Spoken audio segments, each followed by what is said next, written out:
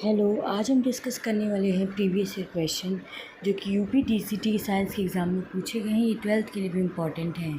Question है hybridisation क्या है ऑक्सीजन का वाटर में, तो ये है sp3। वाटर मॉलिक्यूल में central atom oxygen sp3 hybridised है, इसलिए इसकी टेट्राहेड्रल ज्योमेट्री होती है। क्योंकि इसमें दो बॉन्ड पेयर होते हैं, दो लोन पेयर्स होते हैं, इसलिए वी शेप मॉलिक्यूल होता है। तो ऑक्सीजन एटम वाटर में कौन सा हाइब्रिडाइजेशन रखता है?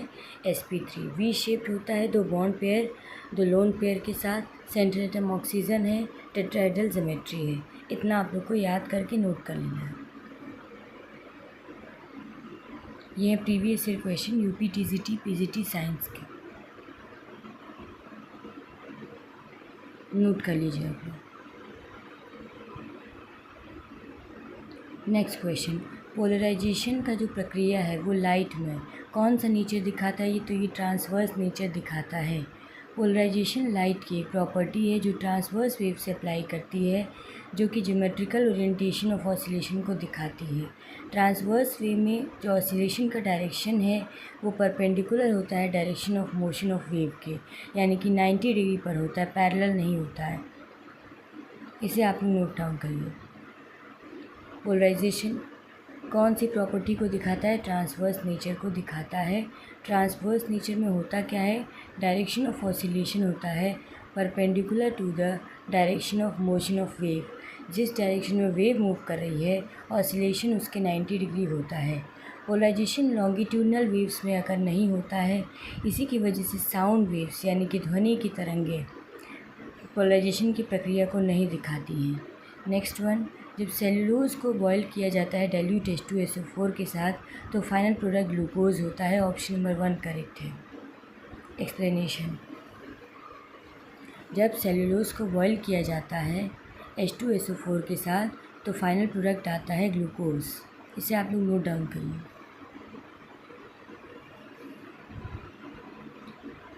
ये हाइड्रोलाइज हो जाता है ग्लूकोज में।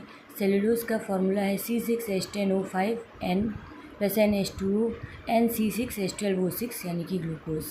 नेक्स्ट वन, वाटर जो कि एक बांध में रखा जाए, एक डैम में रखा जाए, वो कौन सी एनर्जी रखता है? पोटेंशियल एनर्जी, काइनेटिक एनर्जी नहीं, गतिज ऊर्जा नहीं, इलेक्ट्रिकल एनर्जी नहीं, नो एनर्जी नहीं, ये पोटेंशियल एनर्जी रखता है। जो भी पानी बांध में रखा जाए वो उसके पास पोटेंशियल एनर्जी होती है, स्थितिज ऊर्जा होती है। इसका फॉर्मूला होता है mgh, जहाँ m क्या है? मास ऑफ वाटर स्टोर्ड द्रव्यमान, height of water stored h होता है, किस ऊंचाई पे रखा गया, g है एक्सेलरेशन यानी कि त्वरण। नेक्स्ट क्वेश्चन है फोटो इलेक्ट्रिक इफेक्ट के लिए रिक्वायर्ड कंडीशन क्या है? तो ये है h न्यू ग्रेटर या फिर इक्वल हो h न्यू नॉट से। ऑप्शन नंबर 2 करेक्ट है। इसे नोट डाउन करिए। फोटो इलेक्ट्रिक इफेक्ट की कंडीशन एच न्यू या तो ग्रेटर हो यानी कि बड़ा हो, या फिर बराबर हो एच न्यू नॉट के, तब फोटो इलेक्ट्रिक इफेक्ट होता है। Maximum kinetic energy of photo electron होता है एच न्यू -5। 5 की वैल्यू एच न्यू नॉट होती है। न्यू क्या है? फ्रीक्वेंसी ऑफ इंसिडेंस है। न्यू नॉट क्या है? थ्रेशोल्ड फ्रीक्वेंसी है। लाइट जिसकी फ्रीक्वेंसी नीचे हो कट ऑफ वैल्यू, जिसे हम थ्रेशोल्ड फ्रीक्वेंसी कहते हैं, वो फोटो इलेक्ट्रॉन को इजेक्ट यानी कि बाहर नहीं निकालते मेटल सरफेस से, चाहे कितना भी ब्राइट सोर्स हो, कितना भी चमकीला सोर्स हो। तो इस वजह से थ्रेशोल्ड फ्रीक्वेंसी से ज़्यादा ही होनी चाहिए फ्रीक्वेंसी की वैल्यू, तभी फोटो इलेक्ट्रॉन एमिट होंगे यानी कि निकलेंगे। इसीलिए H nu greater than equal to H nu naught. Next one, gammexane क्या है? गैमेक्सिन क्या है? क्लोरोबेंजीन, बेंजाइल क्लोराइड, ब्रोमोबेंजीन या फिर बेंजीन हेक्साक्लोराइड। तो ये बेंजीन हेक्साक्लोराइड जो कि यूज़ किया जाता है एज एन इंसेक्टिसाइड, इंसेक्ट को मारने के लिए। इसका फॉर्मूला है बेंजीन रिंग पे 6 क्लोरीन एटम्स। नोट डाउन करिए इसे। गैमेक्सिन का स्ट्रक्चर आप लोग नोट डाउन करिए। बेंजीन रिंग पे 6 chlorine atoms.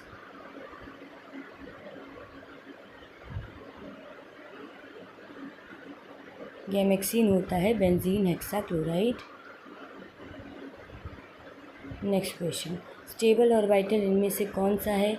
P2 P3 P4 D4 P3D5 या फिर D5D7। हून्स रूल के अकॉर्डिंग इलेक्ट्रॉन जिनकी टेंडेंसी होती है अनपेयर्ड रहने की इनकम्प्लीटली फिल्ड ऑर्बिटल में, ताकि उनकी स्पिन मल्टीप्लिसिटी मैक्सिमम हो, स्टेबिलिटी मैक्सिमम हो और एनर्जी मिनिमम हो। तो P3 में भी ये हाफ फिल्ड है और D5 में भी हाफ फिल्ड है, इस वजह से ये स्टेबल है। तो ऑप्शन नंबर 3 करेक्ट हो जाएगा। इसे आप लोग नोट करिए। ऑर्बिटल्स जो कि कम्प्लीटली फिल्ड हो या हाफ फिल्ड हो मोस्ट स्टेबल होते हैं, इसलिए P3D5 स्टेबल होंगे।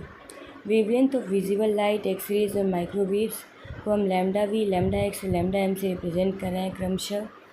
तो इनका सबसे बड़ा वेवलेंथ होगा माइक्रोवेव्स 10⁻7 से 10⁻7 एंगस्ट्रॉम, फिर विजिबल लाइट 4000 to 7000 एंगस्ट्रॉम, फिर एक्सरेज 1 to 100 एंगस्ट्रॉम। यानी माइक्रोवेव्स का लेंथ बड़ा है विजिबल लाइट से और वो सबसे छोटा है X rays. Lambda M greater than lambda V greater than lambda X. सभी के सभी इलेक्ट्रोमैग्नेटिक वेव्स हैं, जितने भी वेव्स हैं मैग्नेटिक, माइक्रोवेव्स, विजिबल लाइट और एक्सरे, सभी इलेक्ट्रोमैग्नेटिक वेव्स हैं। प्लीज़ सब्सक्राइब कर लीजिए चैनल को, वीडियो को लाइक करके शेयर कर दीजिए। Thank you and have a nice day.